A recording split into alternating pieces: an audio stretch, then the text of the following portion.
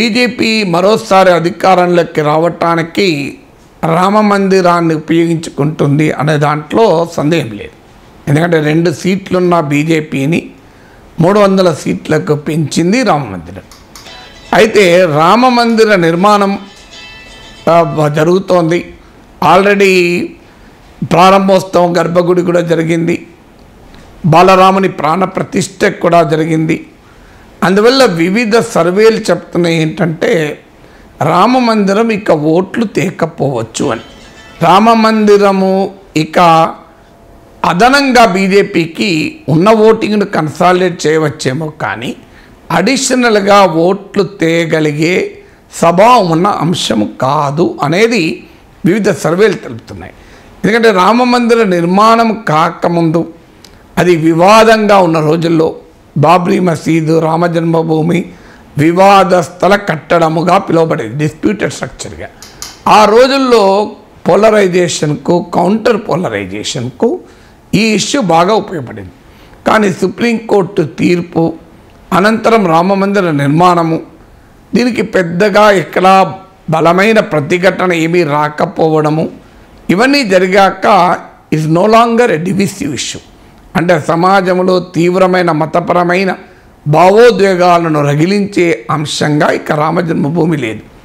అందుకే రామ మందిర నిర్మాణాన్ని రామరాజ్యంతో లింక్ చేసి బీజేపీ చెప్పే ప్రయత్నం చేస్తోంది. అంటే ఒక భారతదేశ వికసిత భారత్ అభివృద్ధి చెందిన దేశంగా అభివృద్ధి కావాలి అనే ఒక డెవలప్మెంట్ అండ్ ఆస్పిరేషనల్ ఎజెండాను మతపరమైన ఆధ్యాత్మికపరమైన ఎజెండాలను మిళితము చేసి బీజేపీ ప్రయోగిస్తుంది. ఎందుకంటే బీజేపీకి కూడా అర్థమైంది ఇక వివాదము ముగిసిన తర్వాత రామ మందిర అంశము రాజకీయ సమీకరణకు ఉపయోగపడదు అని. సో అందువల్ల ఇప్పుడు భారతీయ జనతా పార్టీ దాన్ని డెవలప్మెంట్ ఆస్పిరేషనల్ ఎజెండాతో రామ మందిర ఎజెండాను లింక్ చేస్తున్నారు. కానీ భారతీయ జనతా పార్టీ తెలంగాణ నాయకుడు అఖిల భారత ప్రధాన కార్యదర్శి బండి సంజయ్ ఆ అంశంలో ఇంకో అడుగు ముందుకేశాడు. సో బహుశా నాకు జాతీయ స్థాయిలో ఏ నాయకుడు కూడా ఈ స్టేట్మెంట్ ఇచ్చినట్టు చదవలేదు. మోడీ గనక ఈసారి ఓడిపోతే మళ్ళీ మందిర్ ఉండదు, అక్కడ మసీద్ వస్తుంది అని స్టేట్మెంట్ ఇచ్చాడు. సో అంటే రామ మందిర వివాదం ముగిసింది సుప్రీంకోర్టు తీర్పుతో. ఆ తీర్పు పట్ల కొన్ని అభ్యంతరాలు కొన్ని వర్గాల్లో ఉన్నా పెద్దగా జనం రోడ్డు మీదకి వచ్చి నిరసన తెలిపిన సందర్భం లేదు. అఫ్కోర్స్ బాబ్రీ మసీదును కోల్పోయామన్న భావన కొన్ని వర్గాల్లో ఉండవచ్చు, లేదని అనలేము. కానీ అదొక బలమైన ప్రజా సమీకరణ అంశంగా ఏ వర్గము ఏ రాజకీయ పార్టీ చేయలేదు. సో రాజకీయ పార్టీలు రామమందిర ప్రాణప్రతిష్టకు రామమందిరలో విగ్రహ ప్రాణప్రతిష్టకు రాకపోయినా మందిరానికి ఎక్కడా వ్యతిరేకత వ్యక్తం చేయలేదు. రాజ్యము మతము కలగాబలగమైంది. నరేంద్ర మోడీ ఆర్ఎస్ఎస్ బీజేపీ కార్యక్రమంగా దీన్ని నిర్వహించాలని అభ్యంతరమే చెప్పారు తప్ప అయోధ్య మందిర నిర్మాణానికి ఎవరు అభ్యంతరం చెప్పలేదు. పైగా మేము మా సమయం చూసుకొని మందిరానికి పోతామని అన్నారు.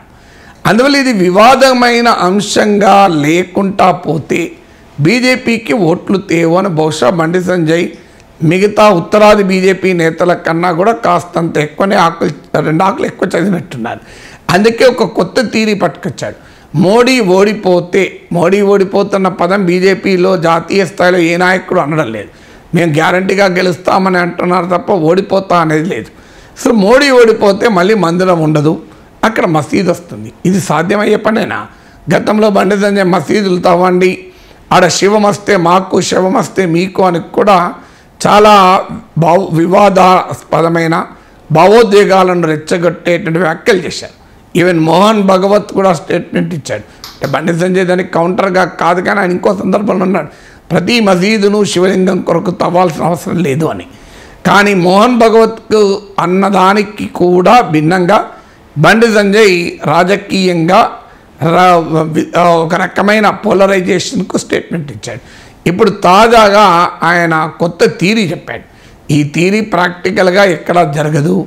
సో ఒకసారి రామమందిర నిర్మాణం జరిగాక అది 1000 సంవత్సరాల పాటు పటిష్టంగా ఉండేలా ప్రకృతి వైపరీత్యాలను కూడా తట్టుకునేలా నిర్మించిన తర్వాత ఇక మోడీ అధికారంలో లేకపోతే దాన్ని ఎవరు మారుస్తారు?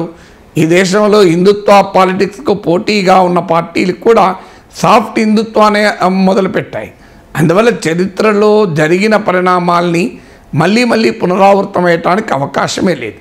సో అందువల్ల రామమందిర నిర్మాణం జరిగాక దాన్ని మళ్ళీ ఇంకెవరో మార్చగలిగే పరిస్థితి ఇది భారతదేశంలో ఉంటుందని అనుకోను. అది బండి సంజయ్ కూడా తెలుసు. కానీ ఎందుకంటున్నాడు అంటే రామమందిరం ఇక వివాదంగా ముగిస్తే బీజేపీ ఓట్ల సమీకరణకు ఉపయోగపడదు కనుక దాన్ని వివాదంగా అలాగే ఉంచాలి. ఫియర్ స్ట్రోక్ చేయాలి, అంటే భయాన్ని కలిగించాలి. భయాన్ని కలిగించినప్పుడు మతపరమైన రాజకీయ సమీకరణకు ఉపయోగపడుతుంది. అందువల్ల తెలంగాణలో కూడా భారతీయ జనతా పార్టీ అనుసరించబోయే ప్రచార వ్యూహానికి ఒక ఉదాహరణే బండి సంజయ్ ప్రకటన.